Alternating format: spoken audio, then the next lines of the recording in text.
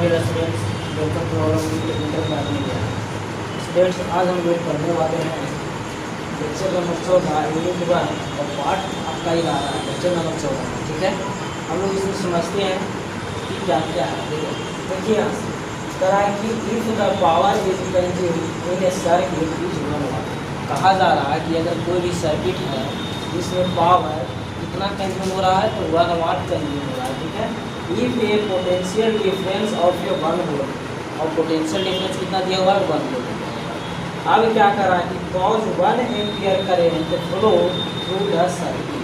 अब क्या करवाना है, यहाँ पे लिख दिया है डायरेक्ट कि यदि आपका पावर कंज्यूम 1 वाट हो रहा है और अगर पोटेंशियल डिफरेंस 1 वोल्ट है तो उस सर्किट से कितना करंट फ्लो होगा तो 1 एम्पियर फ्लो होगा। ठीक है, तो कैसे फ्लो होता है वो हम लोग देखते हैं। देखिए हम लोग जानते हैं कि P बराबर VI। ठीक है, तो आपका पावर कितना कंज्यूम कर रहा है 1 वाट कह रहा है, 1 पुट कर दिए।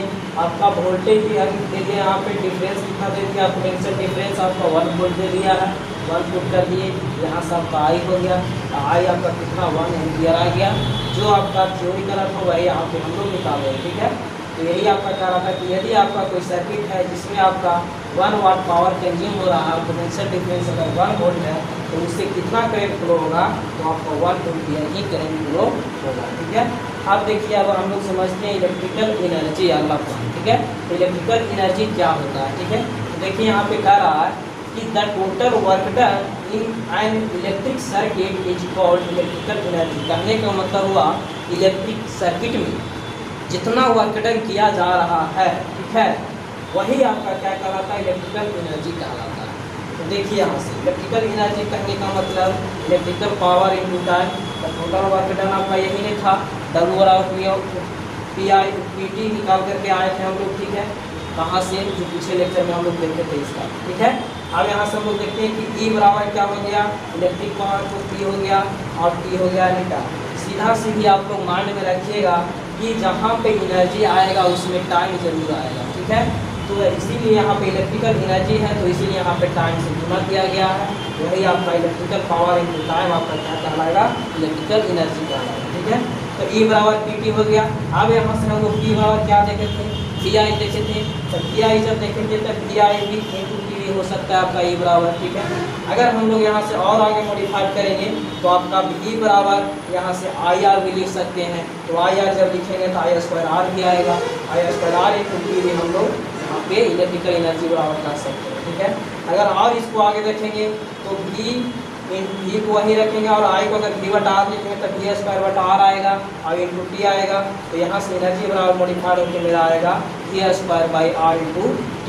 ये आपका इलेक्ट्रिकल एनर्जी का इतना सारा फार्मूला आप लोगों को माइंड में रखना है। ठीक है, और इससे न्यूमेरिकल जो है आपका इसी फार्मूला से भी दे सकता है।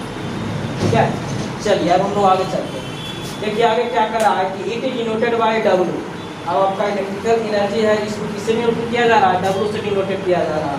And its unit depend upon the unit of electrical power time. कहने का मतलब इसका यूनिट किस पे डिपेंड कर रहा है, तो आपका इलेक्ट्रिकल पावर इनटू टाइम पे डिपेंड कर रहा है। यही तो आपका लिखा हुआ है। ठीक है, सच है जैसा कि वाट आवर या किलोवाट आवर। आपका पावर तो है तो पावर तो आपका वाट होवे करता है, अगर टाइम आ गया तो वही वाट आवर हो गया, या तो 1 किलोवाट आवर भी कह सकते हैं। ठीक है, चलिए देखिए 1 किलोवाट आवर कहने का मतलब क्या होता है यहाँ हम लोग समझते हैं। कह रहा है कि 1 kilowatt hour of electrical energy is expended in a circuit if 1 kilowatt of power supply for 1 hour. कहने का मतलब हुआ 1 किलोवाट आवर इलेक्ट्रिकल एनर्जी। कहने का मतलब हुआ कि कोई भी सर्किट में अगर आपका 1 घंटा तक, ठीक है, 1 किलोवाट पावर दिया जा रहा है, वही आपका क्या कहलाएगा 1 kilowatt hour of electrical energy होगा। ठीक है, चलिए अब हम लोग देखते हैं कि अगला पॉइंट में सम इम्पोर्टेंट लॉ, कुछ इम्पोर्टेंट लॉ पढ़ना आप लोगों को। ठीक है, तो आपका है क्या, Faraday law of electromagnetic induction. ठीक है, इसमें हम लोग देखते हैं क्या क्या कहता है। तो Faraday law of electromagnetic induction को खोज 1831 ईस्वी में किया गया था और कौन किए थे, तो माइकल फैराडे ने किए थे। ठीक है, वह यहाँ पे लिखा हुआ है आपका in 1831 Michael Faraday formulated 2 laws on the basis of experiment. ठीक है, कहने का मतलब प्रयोग के आधार पर उन्होंने 1831 ईस्वी में माइकल फैराडे नामक वैज्ञानिक ने क्या दिए थे, 2 लॉ दिए थे, ठीक है। और 2 लॉ उनको दिए थे वो देखिएगा, is laws are called Faraday law of electromagnetic induction. और वही दो को जो लॉ दिए थे वही आपका कहलाता है Faraday law of electromagnetic induction. पहला लॉ आपका क्या है वो देखिएगा थोड़ा सा, इसका फिगर हम अगले लेक्चर में बताएंगे, ठीक है। देखिए फर्स्ट लॉ क्या कहता है, व्हेन ए कॉइल या conductor is placed inside the magnetic field, ठीक है।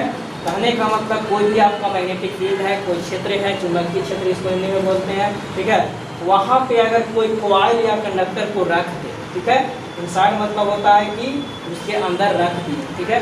रखने के बाद क्या होगा कि and magnetic field change continuously either bye rotation of coil. Coil अगर लगातार हम लोग चेंज करेंगे तो आपका क्या होगा, आपका रोटेशन चेंज होगा, ठीक है। तो आपका मैग्नेटिक फील्ड का भी डायरेक्शन चेंज होगा, ठीक है।